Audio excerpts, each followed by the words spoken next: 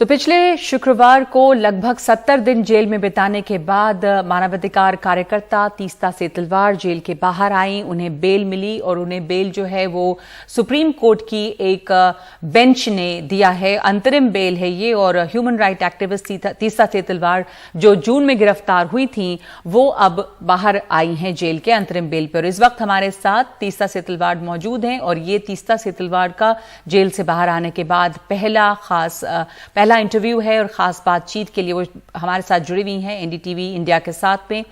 तीस्ता, आपका बहुत बहुत स्वागत है। और ये एक बहुत लंबा समय आपने बताया है जेल में, जिस लगभग 70 दिन, जिनमें से आप शायद 6 दिन या 7 दिन पुलिस कस्टडी में भी रही और उसके बाद आप जेल में आपने वक्त बिताया। बहुत मुश्किल समय रहा होगा ये। और मैं आपसे जानना चाहूंगी कि वो अनुभव आपका कैसा था जेल का जो ये समय रहा। तो मैं जैसे कहने जा रही थी कि 63 दिन में जेल कस्टडी में थी और उसके अलावा 7 दिन रिमांड में थी, तो टोटली 70 दिन हो गए कन्फाइनमेंट के। और ये अनुभव ऐसे था कि पहले 6 दिन में मुझे 3-3.5 घंटा मेरा इंटेरोगेशन हुआ था क्राइम ब्रांच के दफ्तर में। और उसके बाद मुझे 2 जुलाई को जेल कस्टडी में भेजा गया। जेल का अनुभव होता कैसा है, आप बैरक के अंदर 6 बजे सुबह से लेकर 12 बजे दोपहर में आप बाहर रह सकते हैं।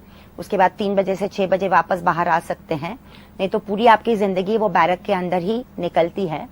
तो काफी एक कन्फाइनमेंट होता है, मतलब एक छोटी जगह पे रहना, 20-22 बहनों के साथ, बच्चों के साथ, छोटे छोटे बच्चे भी 1.5 साल से लेकर 8 साल तक, 11 साल तक जेल काट रहे हैं। कोई बच्चा 1.5 साल से अपने माँ के साथ, कई बच्चे वहीं पे पैदा हुए हैं, सिविल हॉस्पिटल में वापस उनकी अम्मा जेल आ गई है।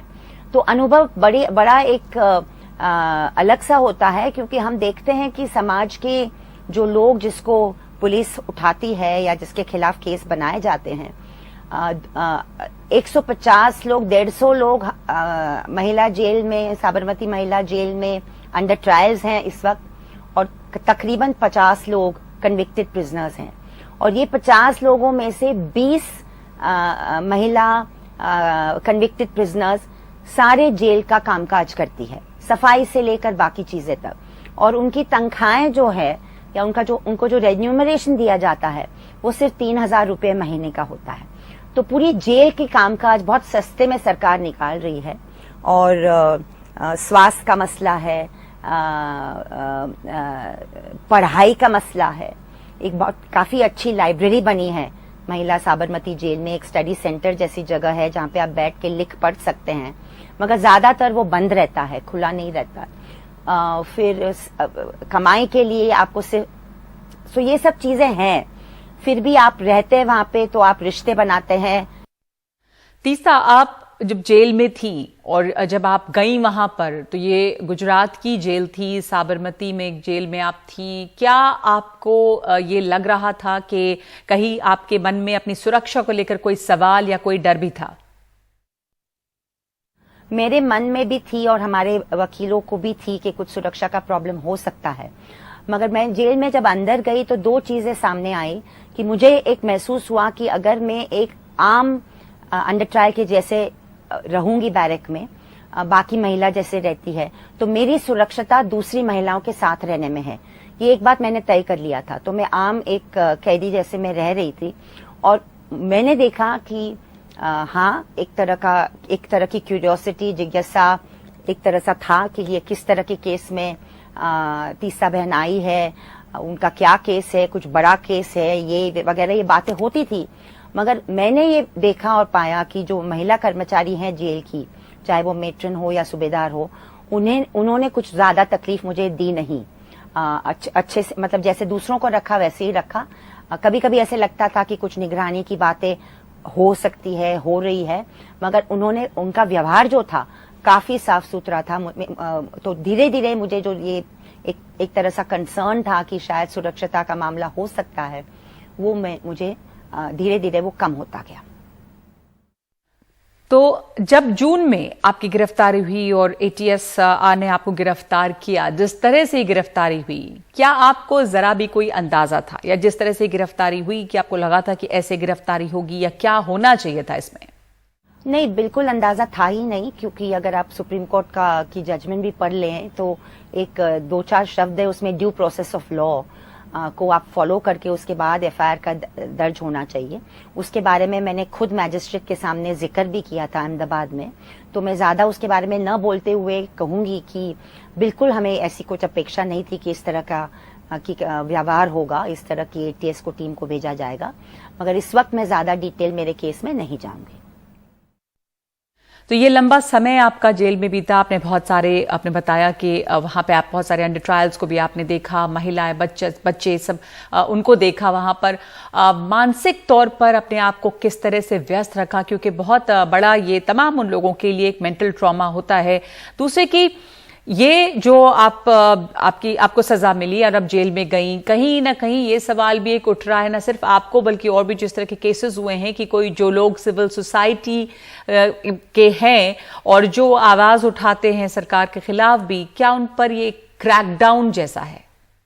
जी, कुछ दिनों के बाद मेरे पास 2 अखबारें भी आने लगे और गुजराती अखबार भी बहनों के पास आते थे, तो गुजराती भी मेरी मातृभाषा है, तो हम गुजराती अखबार, अंग्रेजी अखबार दोनों पढ़ लेते थे।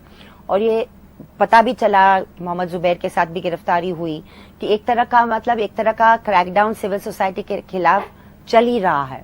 साथ साथ हमने सुप्रीम कोर्ट के वो जजमेंट के बारे में भी पढ़ा जो जुलाई 11 को पास हुआ था, जहां पे बेल एज अ नॉर्म को लेकर बहुत ही सख्ती से सुप्रीम कोर्ट ने गाइडलाइंस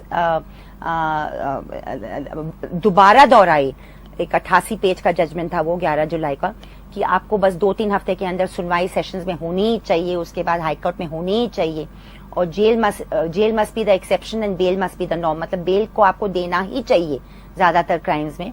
तो ये राहत भी देती थी। मगर मानसिक तनाव देखो होता ही है, क्योंकि आप कैद में है, आपकी आजादी छीनी गई है, आपको कई रिस्ट्रिक्शंस को लेकर आपको जीना है। सबसे ज्यादा मुझे लगता है कि खामोशी बहुत कम होती है जेल में।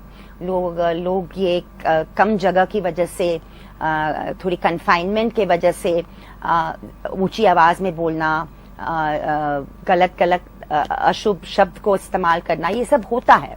मगर आप धीरे धीरे रिश्ते भी बनाना शुरू करते हैं, बातें भी लोगों से शुरू कर देते हैं, क्योंकि एक इंसानियत की एक गरज और जरूरत भी है कि आप रिश्ते बना के रहो, आप अकेले एकदम नहीं रह सकते। तो खाना पीना कई लोगों के साथ होता है, सफाई तो होती है साथ में, टर्न बाय टर्न ये सब होता है। तो जी बिल्कुल एक मानसिक तनाव नहीं हुआ ऐसे मैं नहीं कह सकती। एक एंग्जाइटी भी थी कि बेल कब मिलेगी, मगर मुझे बस इतना ही कहना है कि जिस तरह का सारे भारत भर में एक तरह का जो सपोर्ट उभर के आया हमारे केस को लेकर, और जिस तरह हमारे हमारे वकीलों की टीम ने जिस तरह मेहनत की, उसकी वजह से मैं अभी बाहर हूं, और उम्मीद है कि सच्चाई की जीत होगी और सत्यमेव जयते जो हम लिखते हैं और कहते हैं वही बरकरार रहेगा। तीस्ता, आप जो हैं वो अंतरिम बेल पे बाहर आएंगे, एक इंटरिम बेल है, तो इसमें आपको लगता है कि आपका जो एक्टिविज्म है, आपका जो काम है, उसको करने में किस तरीके की रुकावट आएगी, कोई बाधा आएगी, आप अपना काम कर पाएंगी? जितना हम कर सकेंगे हम बिल्कुल करेंगे। ये गए 70 दिनों में भी हमारी टीम जो है, चाहे वो अलग अलग राज्यों में है, देश भर में, अपना काम रुका नहीं है। चाहे वो नफरत को लेकर हो, कौमवाद को लेकर हो, स्त्रियों के लिए न्याय को लेकर हो, दलित राइट्स के ऊपर हो, वो रुका नहीं है, नागरिकता के ऊपर हो। और हमारी यही कोशिश रही है गए 7-10 सालों में कि हम मानव अधिकार को लेकर टीम बिल्डिंग का काम करें, कि कोई भी संगठन एक व्यक्ति के ऊपर निर्भर न रहते हुए हमारी टीम्स ने अपना काम बहुत ही आजादी से, बहुत ही लगन से बरकरार रखा 70 दिनों में। और सबसे ज्यादा मुझे खुशी ये बात की थी कि हमारे संस्था का काम नहीं रुका। जी, तो बहुत बहुत शुक्रिया तीस्ता सेतलवाड़ हमसे बात करने के लिए।